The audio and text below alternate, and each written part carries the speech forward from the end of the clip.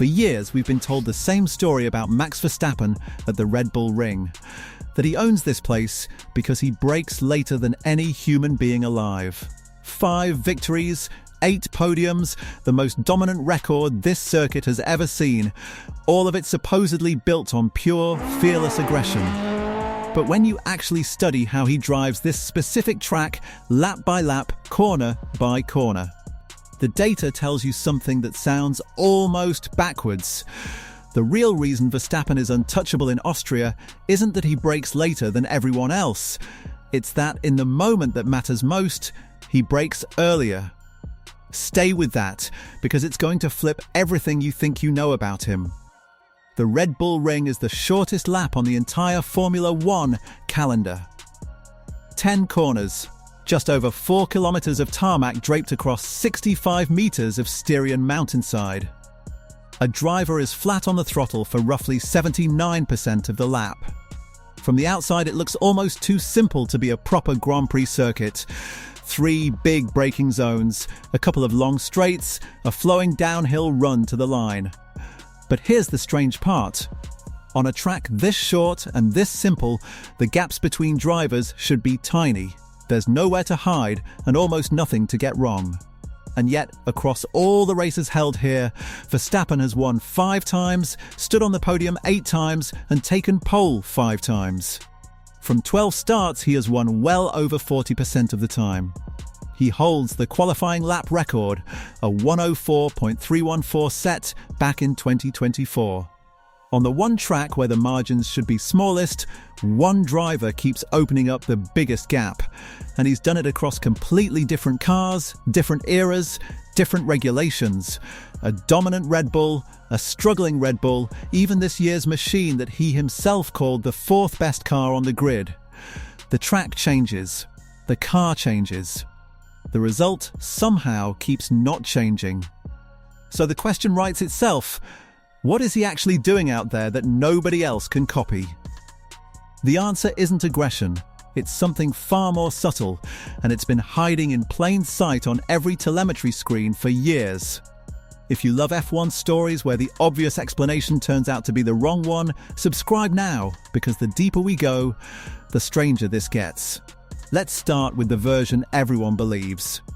The Red Bull Ring is famous for its braking zones, and they are genuinely violent.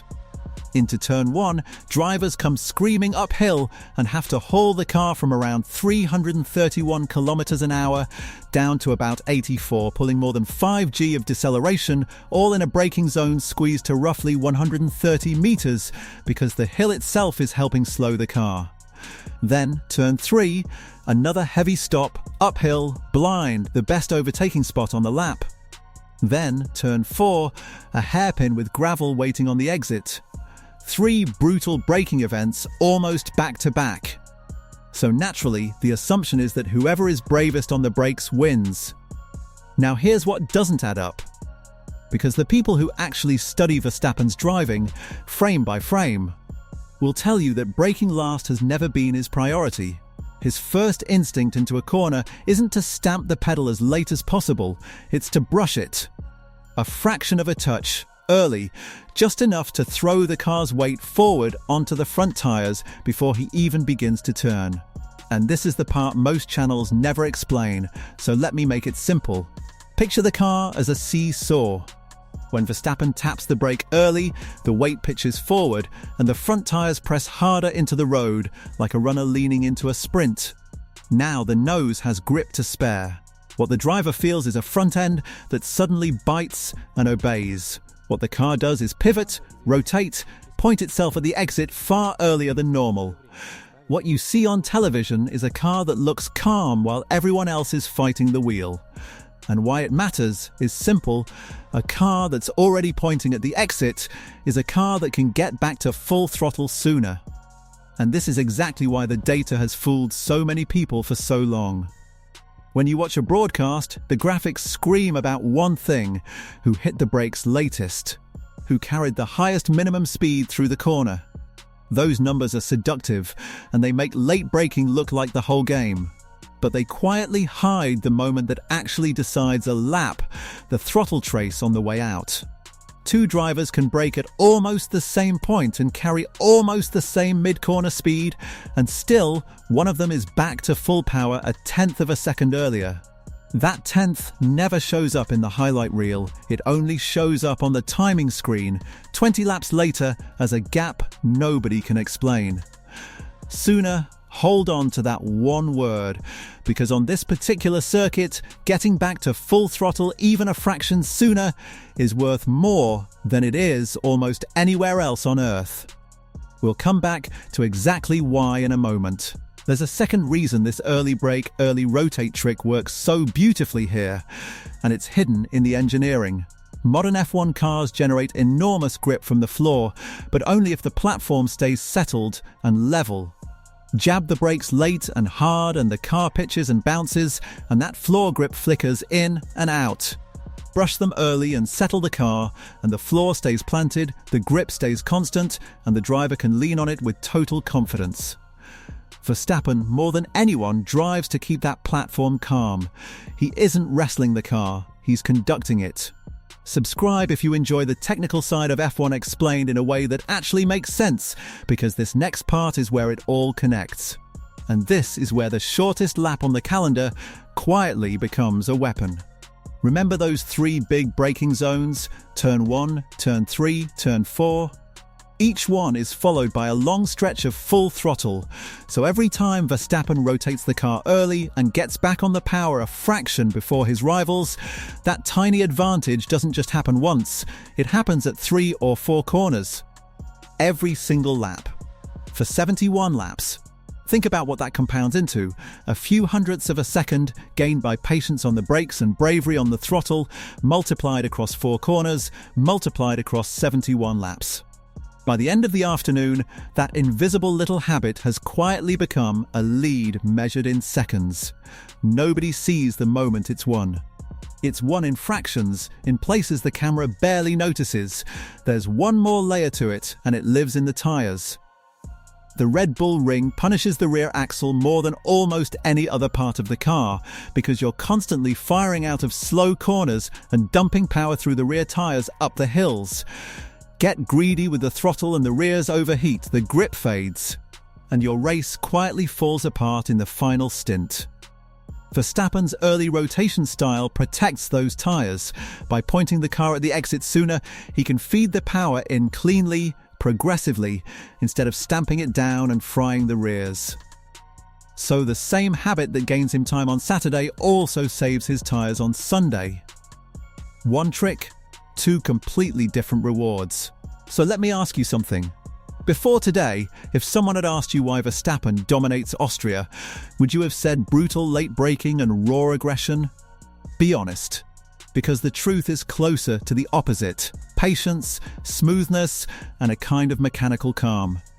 Drop a comment and tell me if this changed how you see him. This connects to something analysts have said about Verstappen for years. He is, in their words, a smooth oversteer driver. He actually prefers a car with a pointy, eager rear end, a car that wants to rotate, that most drivers would find terrifying. He likes the back of the car to feel slightly loose, because a loose rear rotates faster, and a faster rotation means an earlier exit. Where other drivers want a stable, planted car that understeers safely, Verstappen wants the knife's edge, and then he simply lives there lap after lap with inputs so smooth they look almost lazy.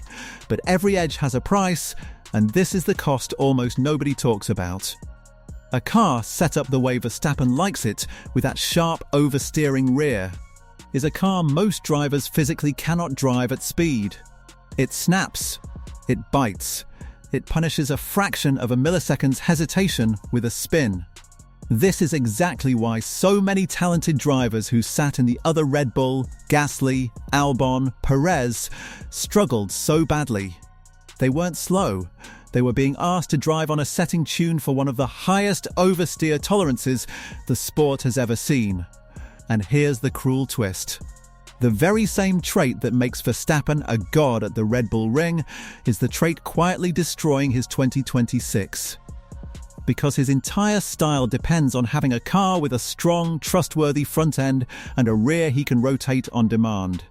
And this year's Red Bull Heavy, blunt, sliding simply doesn't give him that. The instrument is out of tune, and even the conductor can't fix it from the cockpit. If you're still watching this deep, you're exactly the kind of fan this channel is built for. Subscribe now, because the way this lands on Sunday matters more than anyone is admitting. Let's be clear about where Verstappen actually is right now, because it makes this weekend almost unbearable to look away from.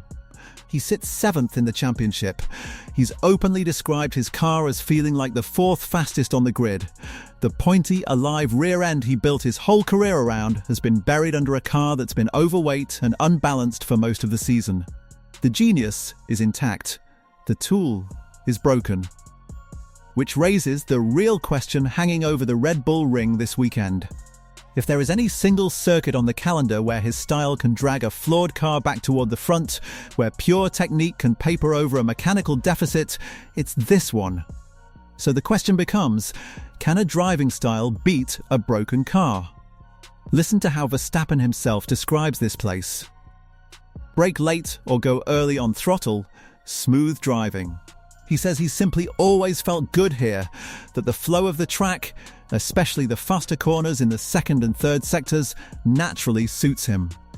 That isn't a man describing aggression, that's a man describing rhythm. He doesn't attack the Red Bull Ring, he dances with it.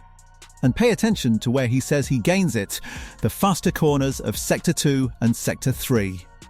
This is the flowing, downhill back half of the lap, a sequence of quick direction changes where the track keeps falling away beneath the car, almost daring the driver to lift. Most drivers tense up here, because a loose rear over a crest can end your lap in an instant. Verstappen does the opposite. The very rear-end looseness that terrifies others becomes his advantage, letting him flick the car from one corner to the next without ever scrubbing off speed. Where the circuit tries to make drivers cautious, his style lets him stay committed. And the proof is written into the history books. Think back to 2019, the move that defined his reputation here, when he hunted down Charles Leclerc and forced his way through at turn 3 with 2 laps to go. Everyone remembers it as a brave, late lunge. But watch it again and you'll see the real story. He got the car rotated and settled on entry so he could carry the speed and the traction that Leclerc simply couldn't. Or 2021, when he did something almost nobody manages here. A perfect weekend. Pole. Fastest lap. Leading every single lap. A flawless Grand Slam. That isn't the signature of a reckless braker. It's the signature of total control. But here's the part that makes this particular weekend different from all the others. For the first time in years, Verstappen arrives at his favourite track needing it to save his season, not just decorate it. Red Bull are bringing their biggest upgrade of the year. Much of it aimed at finally fixing the car's balance and weight. If even a fraction of that front-end feel comes back, this is the one circuit where his style can take that small gain and multiply it 3 or 4 times a lap into something that looks like magic. Because that's the deeper truth about a driving style. It isn't a switch you flip, it's a fingerprint. It's thousands of tiny, instinctive decisions. Brush the brake here, load the front there, trust the rear to rotate, feed the throttle a heartbeat early, all happening faster than conscious thought. You can't teach it in a debrief. You can't copy it from telemetry. It's why his teammates in identical machinery have never been able to simply mimic him. And it's why, even in a difficult season, the moment a car gives him back the front end he craves, the old Verstappen can reappear in an instant. Before the final piece, make sure you're subscribed so the next deep dive into how these drivers actually work lands on your feed the moment it drops. So this Sunday, when the cars line up at the Red Bull Ring and the commentators start talking about who's braking latest into turn 1, I want you to watch something else entirely. Watch the throttle. Watch how early Verstappen gets back to full power out of the slow corners, how settled the car looks while others are soaring at the wheel. Because the legend of the fearless late braker was always half an illusion. The real weapon was never the brake pedal at all. It was the patience to brake a fraction early, rotate the car, and pull the trigger on the throttle before anyone else dared. He isn't the last to brake, he's the first to accelerate. And the data has been telling us that all along, if only we'd known where to look. If this gave you a completely new way to watch Max Verstappen, subscribe for more Formula One stories where the hidden detail turns out to be the whole story. And I'll see you at the Red Bull Ring.